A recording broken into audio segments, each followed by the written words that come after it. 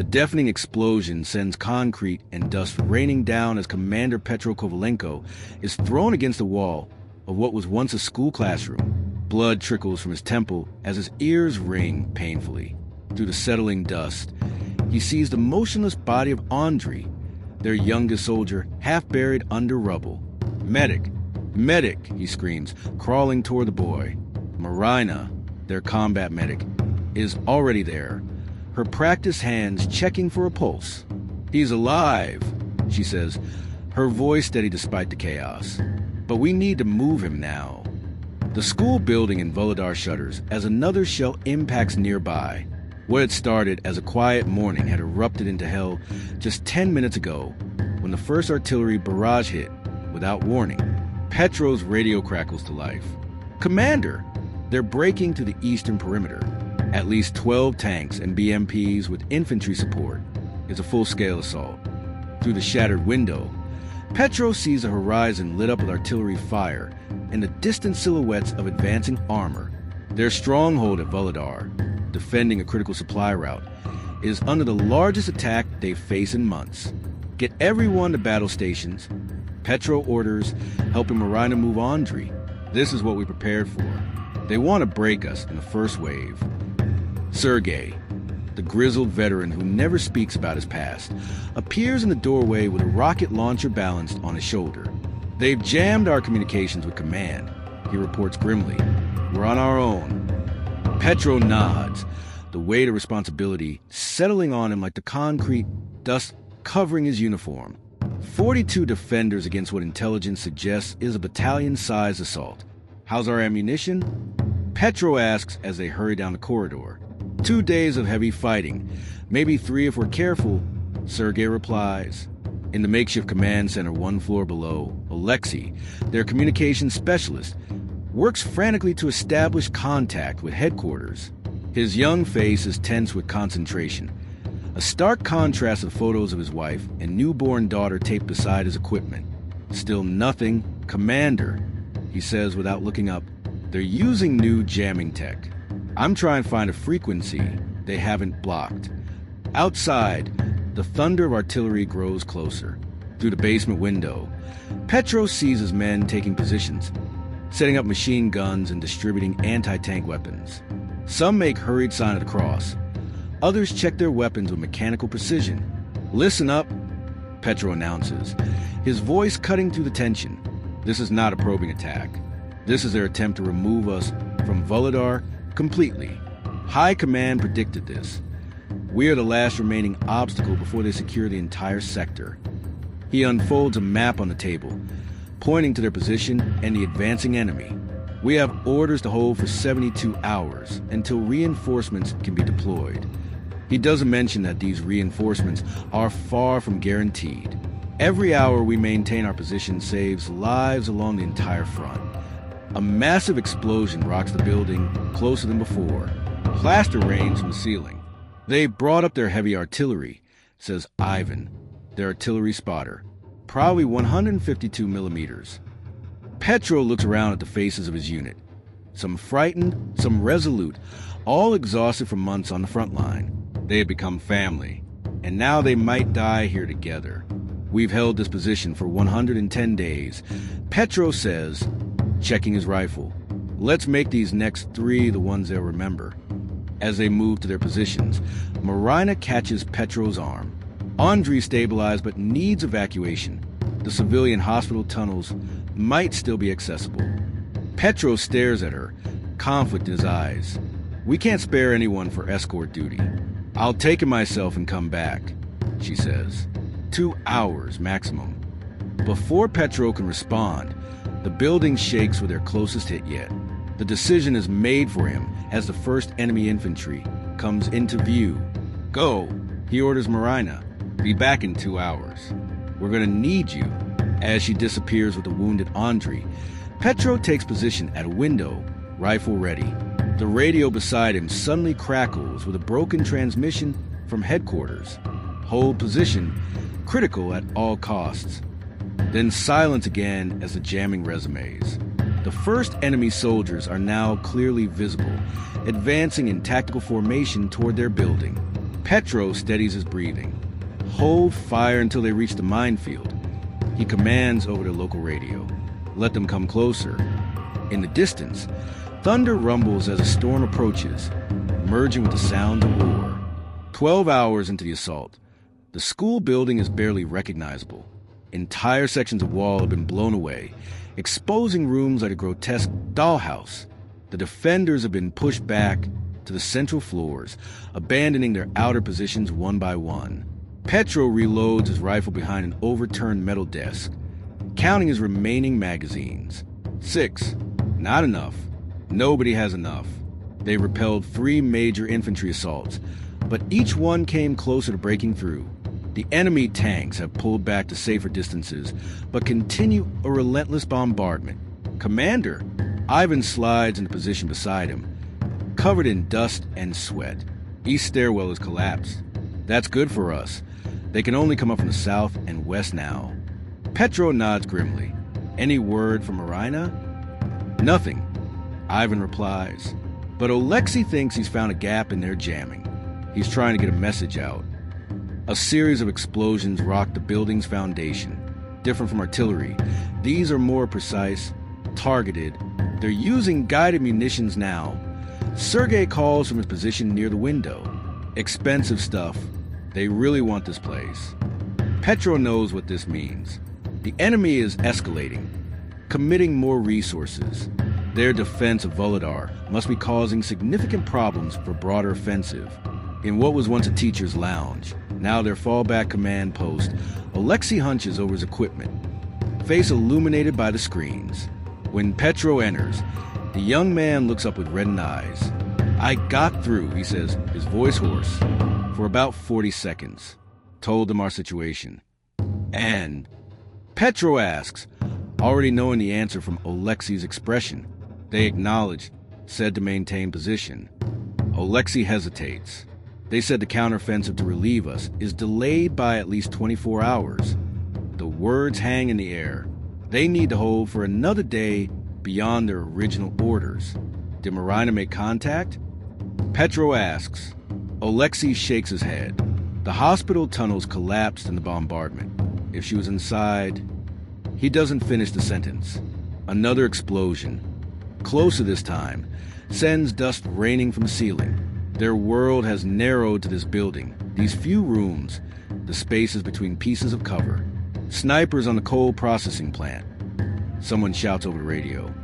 Can't move to resupply position 3. Petro grabs a scope rifle and moves to a vantage point.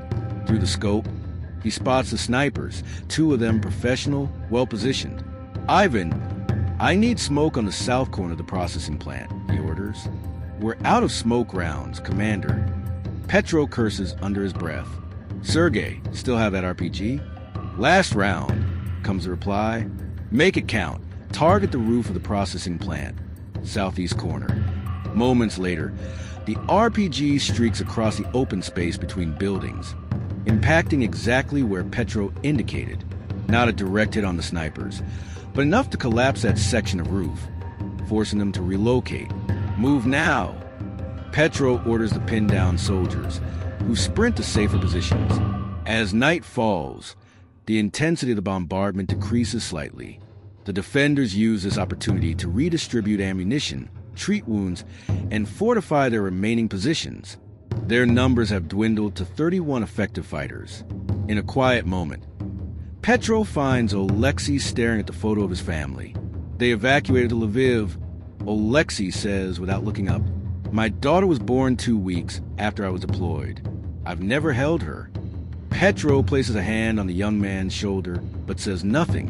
What can he say? Suddenly, Oleksiy's radio equipment crackles to life with a familiar voice. "Base, this is Nightingale. Do you copy?" "Marina." Oleksiy scrambles for the transmitter. "Nightingale, this is Base." "Location?" "Southwest entrance, utility tunnels." Her voice comes through strained. "I have civilians with me. 6, including 2 children. Hospital was targeted. These are the only survivors I could find. Need cover to approach." Petro grabs the radio. "Nightingale, south entrance is compromised. Use the maintenance shaft behind the gymnasium." We'll cover you. Understood. Moving now. Be advised. Enemy special forces observed placing charges on the western apartment blocks, likely preparing for morning assault. Petro looks at his watch. 15 hours into their stand. The most difficult part is yet to come. All units, he transmits, prepare for extraction team at gymnasium maintenance entrance. And after that, prepare for a long night. The dawn of the second day brings no relief. The Russian forces have surrounded the school complex on all sides, bringing up additional armor under the cover of darkness. The defenders now hold only 3 floors in the central building. Everything else has been abandoned or destroyed. Marina works tirelessly in their makeshift aid station, treating the wounded with dwindling supplies. The 6 civilians she rescued huddle in the most protected corner. 2 small children watching wide-eyed as soldiers move back and forth. They're moving into position. Ivan reports, lowering his binoculars. I count at least 15 armored vehicles now. They brought up their reserves. Petro studies the enemy positions on their crude map. The pattern is clear. They're preparing for a coordinated assault from multiple directions simultaneously. The kind of attack their reduced numbers cannot repel. Alexei, any contact with command? Petro asks. The communications specialist shakes his head, jamming his back at full strength. But before it cut out, I received a partial transmission. Something about air support, but the timeline was unclear. A series of synchronous explosions suddenly rocks the entire building. Unlike previous bombardments, these come from inside their own perimeter. They breach the gymnasium. A panicked voice shouts over radio. Special forces with breaching charges.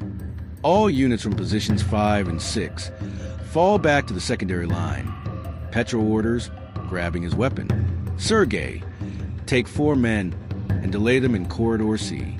Everyone else, prepare for close quarters. The battle transforms into a desperate room-by-room defense. The crack of gunfire echoes through hallways once filled with students. Grenades blast doors off hinges. The defenders use their knowledge of the building to ambush advancing enemy soldiers, but each engagement costs them precious ammunition and sometimes lives. Petro finds himself trapped with Ivan and 2 others in what was once a chemistry lab. Enemy soldiers are advancing from both directions in the hallway outside.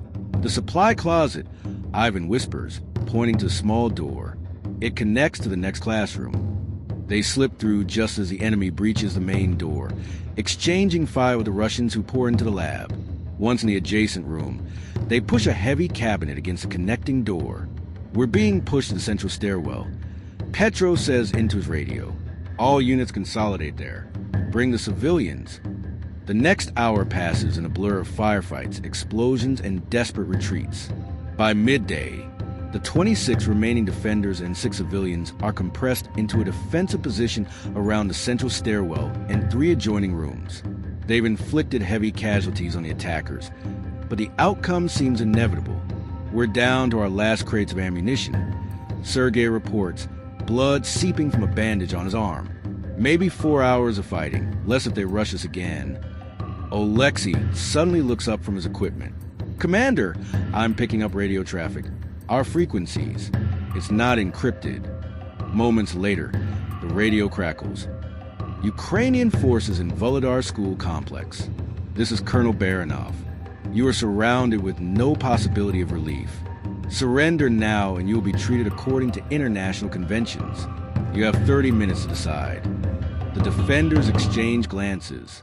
The enemy commander is offering terms. Could be a trick, Ivan mutters.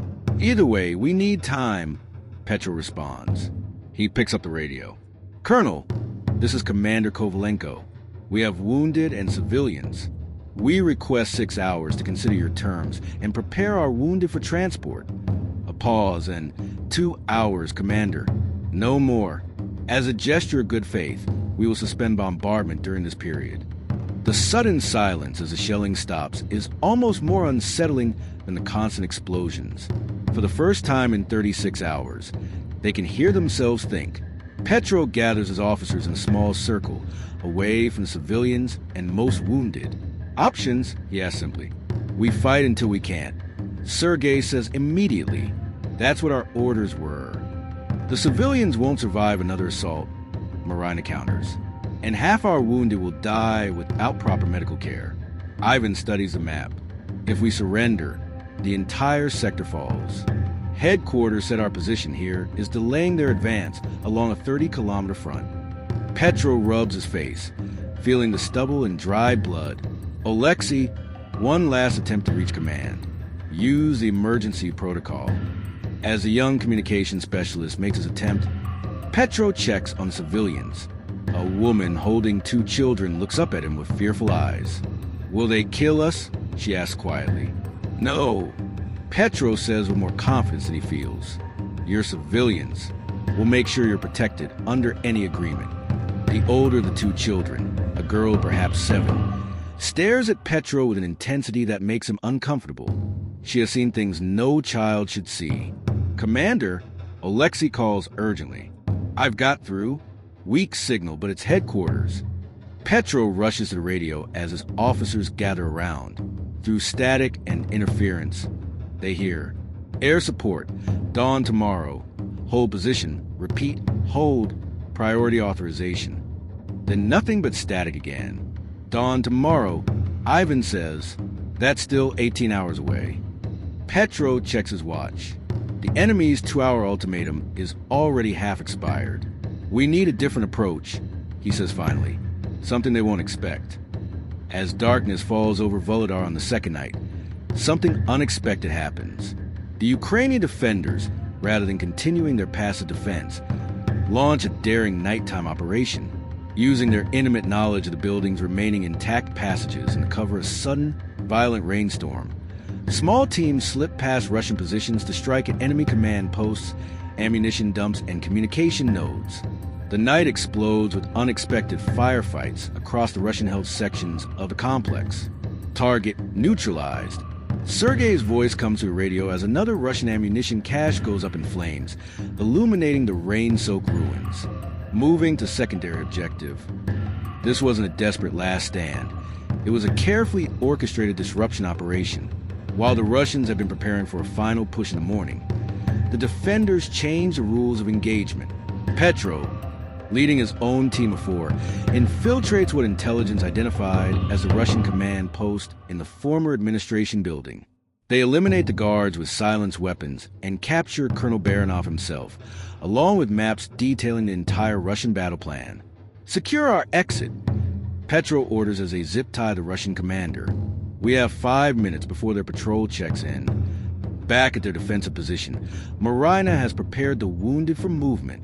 The makeshift stretchers look pathetic, but they'll have to do. By midnight, through incredible discipline and the chaos they created, the defenders have achieved what seemed impossible. They've carved a narrow escape corridor through enemy lines, a corridor that won't last long, but might be enough. All teams report. Petro orders over the radio as thunder crashes overhead. Nature's artillery joining the battle. One by one, the teams confirm success. They've disrupted Russian communications, destroyed critical supplies, and created enough confusion to buy precious time. "Begin evacuation," Petro commands. Wounded and civilians first, through Route Charlie. Combat teams provide covering fire at points Delta and Echo. The rain pours down as they move through the darkness. The evacuation is neither clean nor quiet. They engage Russian forces multiple times, but the confusion created by their earlier strikes works in their favor. The Russians can't tell if this is another raid or something else entirely. Halfway to their destination, an abandoned mining tunnel beyond Russian lines, disaster strikes. An enemy patrol with thermal imaging spots the main group. Gunfire erupts, pinning down the evacuees. Covering fire, Petro shouts, emptying his magazine toward the enemy positions. "Keep moving." Sergei and his team arrive from their flanking position, engaging the Russians from an unexpected angle. In the chaos, the wounded and civilians continue their escape. "We're running out of time," Ivan warns as they reach the tunnel entrance. "They'll have reinforcements here in minutes." Petro makes the hard call. "Marina, get everyone to the tunnel. Ivan, Sergei, take our 5 best fighters and hold this position as long as possible." And you, Commander? Marina asks, already knowing the answer. Someone needs to go back for Alexei's team. They're still providing the diversion at the school. Before anyone can protest, Petro is moving back toward the firefight, the rain washing the blood and grime from his face. He knows this is likely a one-way journey, but every minute they delay the Russians is another minute for the wounded to escape. The rising sun of the third day finds a transformed battlefield. The school complex, once the center of the fighting, now stands nearly abandoned. The Russian forces, having finally organized after the night's disruptions, mount their final assault, only to find their target largely empty. Miles away, the survivors emerge in the mining tunnels into a small, abandoned village. 22 defenders, 6 civilians, all exhausted beyond measure but alive. Marina attends to the wounded while Ivan establishes perimeter. Still no contact with the commander or Alexei's team. Sergei reports grimly, as if in answer to his words. The distant thunder of jet engines echoes across the sky. Ukrainian air support, exactly as promised, streaks toward Vuhledar. They made it, Marina whispers. They held long enough. A small hand slips into hers. The 7-year-old girl from the civilians they rescued. The child points silently to the east, where a lone figure is limping toward them across the open field. Sergei raises his rifle, then slowly lowers it. It's Alexei, he says in disbelief. The communications specialist is barely recognizable, covered in mud and blood, carrying a damaged radio on his back. As they rush to help him, he collapses into their arms. Commander? Ivan asks urgently. Alexei shakes his head slowly. He got us out, provided covering fire. The last thing he transmitted was coordinates for the airstrike. They look toward Vuhledar, where the Ukrainian jets are now dropping their payloads precisely on the Russian positions. Thunder strikes again, but this time in their favor. In Alexei's hand is a blood-stained photograph. Not his own family, but a picture they hadn't known Petro carried. His wife and parents in their garden, taken in a different world before the war. He said to tell headquarters. Alexei's voice breaks. Mission accomplished. Position held for 72 hours as ordered. The survivors stand in silence as rain continues to fall, washing away the dust of battle, but not its memory. The thunder of the airstrike gradually fades, replaced by the natural thunder of the passing storm. One battle in a long war, one stand among many. But in this moment, for these few survivors, it made all the difference. This is a fictional story. While inspired by the setting of the ongoing conflict, all characters and specific events depicted are fictional and not intended to represent actual battles or individuals.